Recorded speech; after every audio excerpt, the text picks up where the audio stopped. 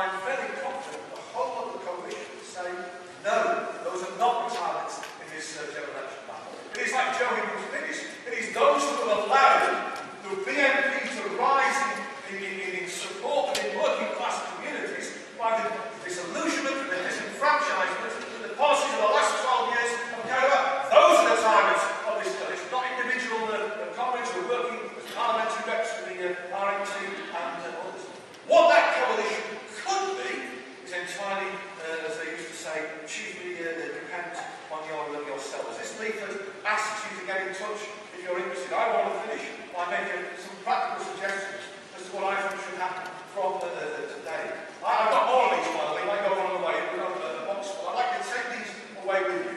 I'd like to make sure that between now and Christmas, any trade union organisation you have an influence in, a branch, a stewards committee, a pub outside of the workplace, whatever it happens to be, begins a serious debate now of how are we going to intervene on the side of working class communities against the public spending cuts that are going to come beyond the general election and give people some sort of hope. I think trade councils and branches where they can should, as I've been looking to address a number in the last few months, should organise debates or meetings to discuss that in a more formal way.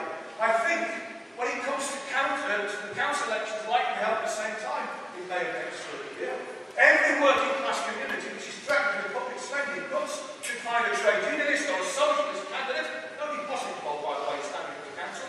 Let's not leave it to the Esteban's and the other TV stars who want to intervene in the electoral process. Let's have hundreds and hundreds of working class socialist and trade union candidates standing in the council elections, making all those councillors who voted for cuts in the past period pay the price of the election box by electing workers to fight against those cuts. Finally, Congress, we need to start raising the funds and raising the expectations within workers' lives. Here is a serious strategy, a serious attempt at forming something new. So I'll finish on this point.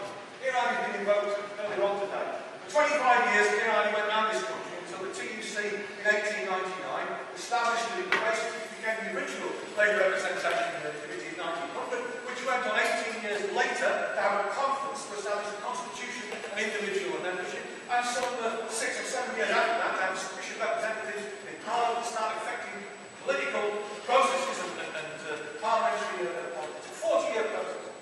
Now, I'm not saying what we're trying to establish here today has to go through that same cycle. I think events will move much faster than that.